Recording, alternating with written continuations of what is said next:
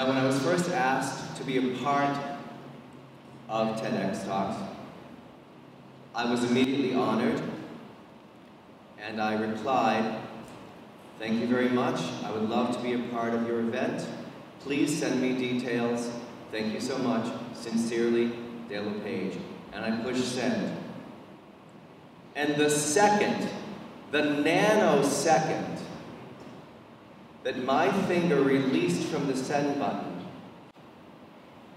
a voice in my head came screaming out to me, "What the hell did you just do?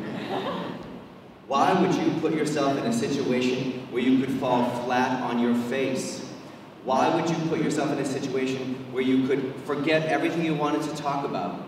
Why would you put yourself in a situation that you could be the first person to crap your pants on a TED Talk?"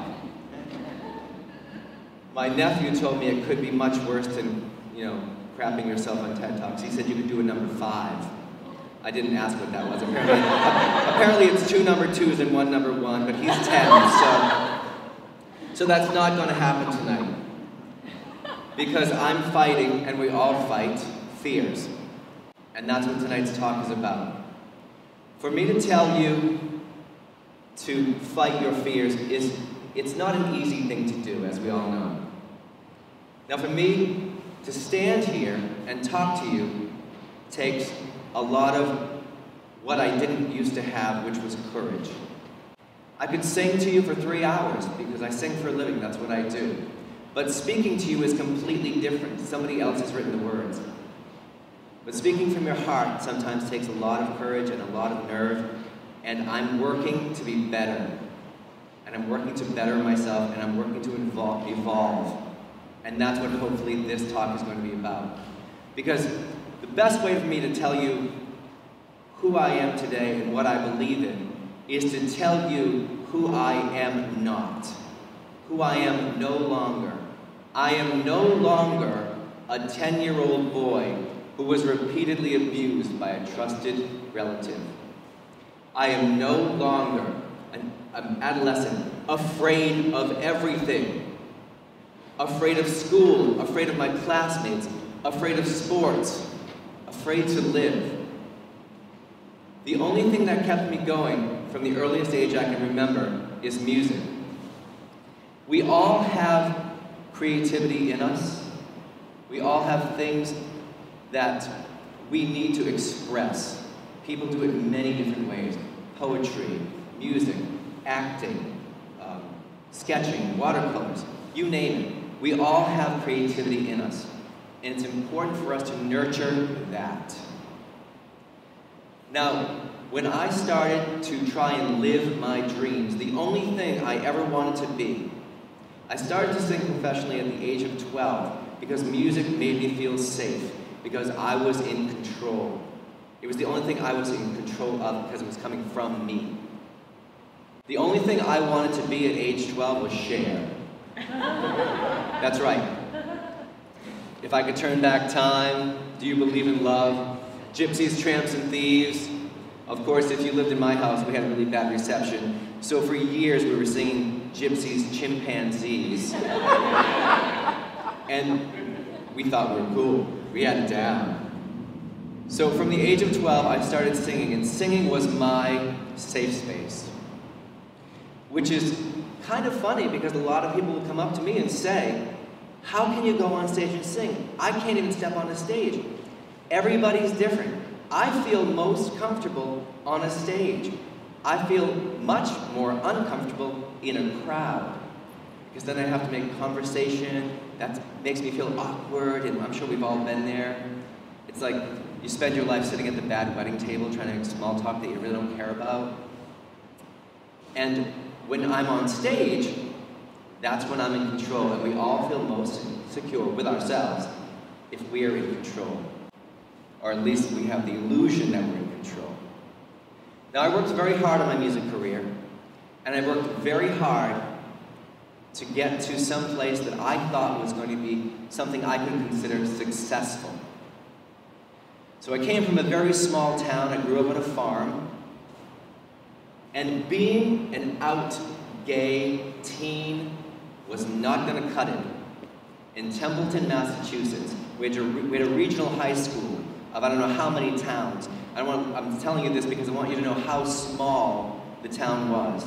It was a regional high school, and my graduating class was 70 members. That's how small of a town I come from. So I felt I couldn't be myself. I had to explore and live in the big city. So at the age of 17, when I graduated high school, I jumped in my Chevy Chevette, my green Chevy Chevette with a Smurf super glued to the windshield. It was a Smurf with a microphone. And I set out to live my dreams. And it was much harder than I thought, because I lived in my car for quite a while before I could even get a job. I did eventually get a job. Wasn't singing, but I got a job. Now, when I first moved to Worcester, I drove down Salisbury Street in my green Chevy Chevette, and I stopped at what I now know is the intersection of Salisbury and Park Ave. Back then, when I was driving, I didn't know what it was. And I took a right-hand turn down Park Ave, and I saw my first neon sign. I had never seen a neon sign before. And I thought to myself, and I said out loud, wow, this must be what Las Vegas is like. That is how innocent I truly was. So I kept working at my job, and during the evening or after hours work, I kept auditioning for every singing gig I could get, because I wanted to live my dream. My dream of music was stronger than my fears. I got an audition. I auditioned with a band. They hired me. We toured from Maine down to Florida. Now, for those of you who are, I see many, many young faces. This is 1980 I'm talking about, all right? This is 1980. So back then, it was very different trying to be who you are and live your truth than it is today. We've come so far, and I'm gonna get back to that. So I toured from Maine down to Florida for months. After like 6 months, we come back to Boston.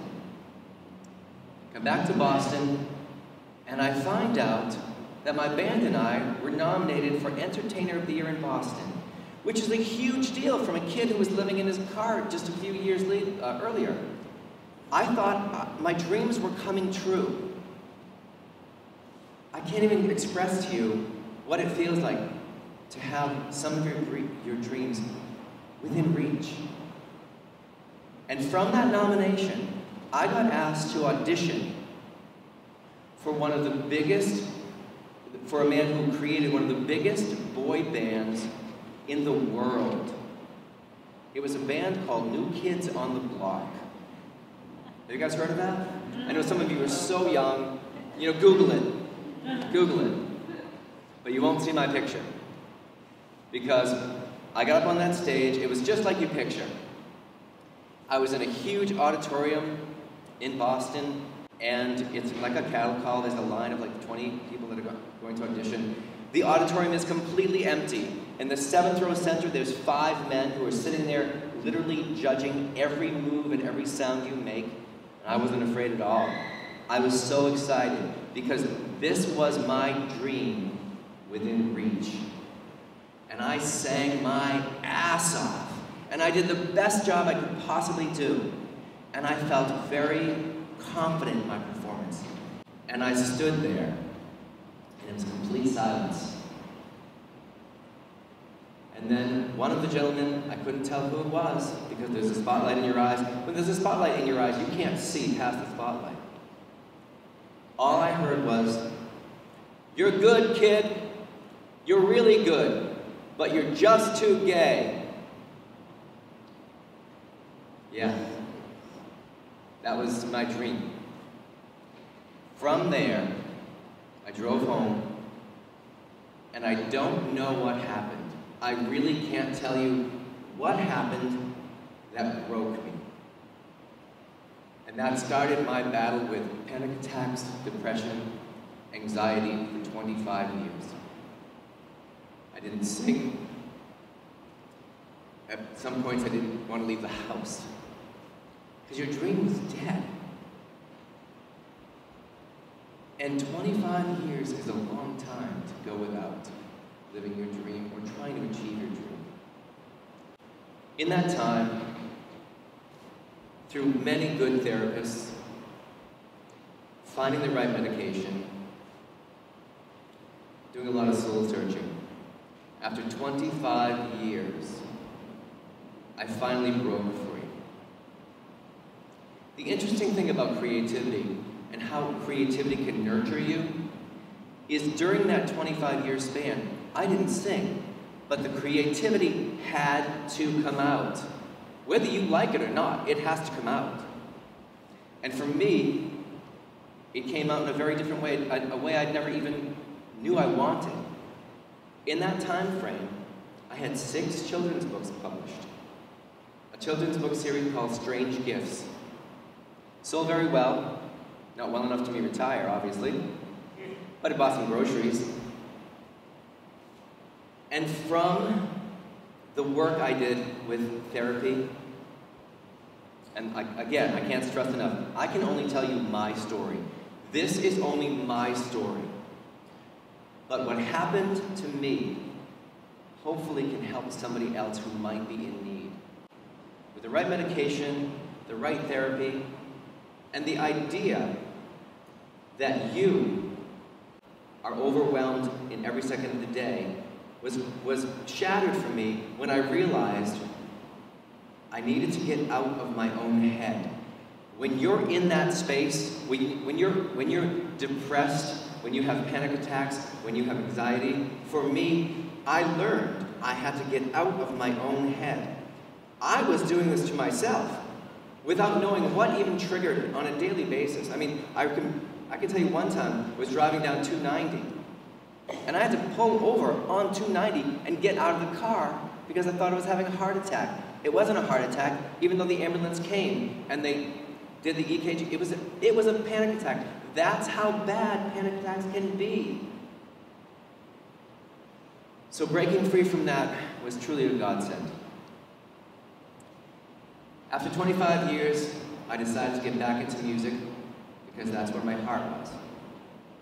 I started out very small, just me and a pianist, and I auditioned, and I got the job, and I was happy.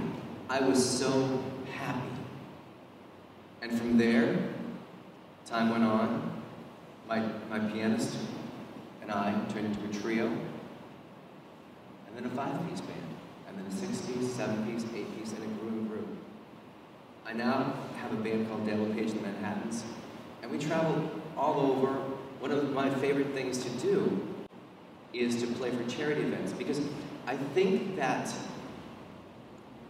making music and raising money for charities and amazing people that are in need is almost like a superpower to me. I'm like, I can help with music. I can help with music. That blows my mind.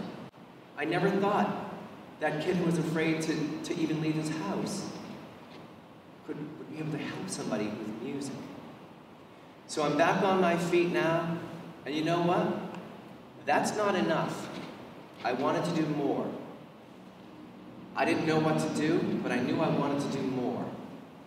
So the phrase that stuck with me, because it was part of my therapy, was, be the person your younger self needed. And I carry that with me.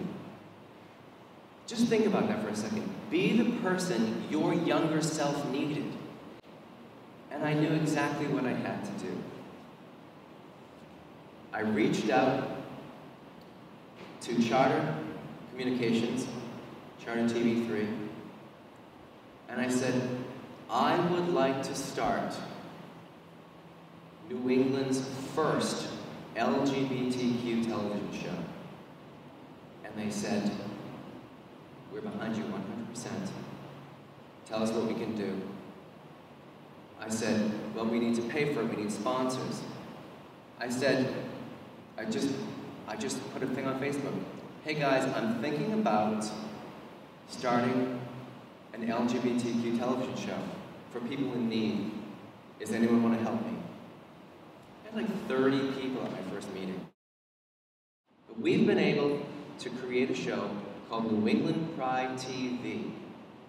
The funny thing about this is, if you had said to me 2 years ago, the show is 2 years old now, if you had said to me,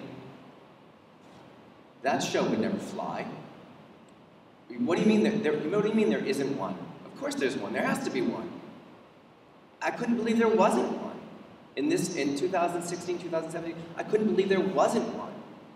I Googled and Googled and Googled. That sounds kind of dirty, but I kept searching. I kept searching and searching. And there's a couple of YouTube channels, but not a television show that goes out to, we go out to over 1 million homes each month. 1 million homes we go out to each month. We have received fan mail from people who watch it online, from Germany, from California, from all over the country, saying thank you. Because the one thing that I want to do is help by educating and hopefully entertaining and hopefully enlighten some people. I know I learned a lot. Every single episode I am learning. There is so much to learn. There are so many inspiring people to hear from.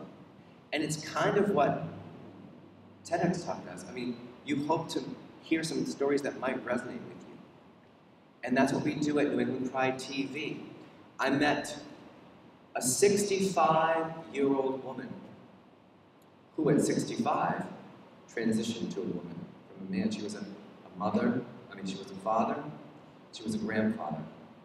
And now she is living her truth and helping countless other people live their truth, which is so important. It sounds so simple for somebody to be able to live their truth and be okay with it and have people love them for who they truly are. That's what living your truth is about, and hopefully we'll all get there.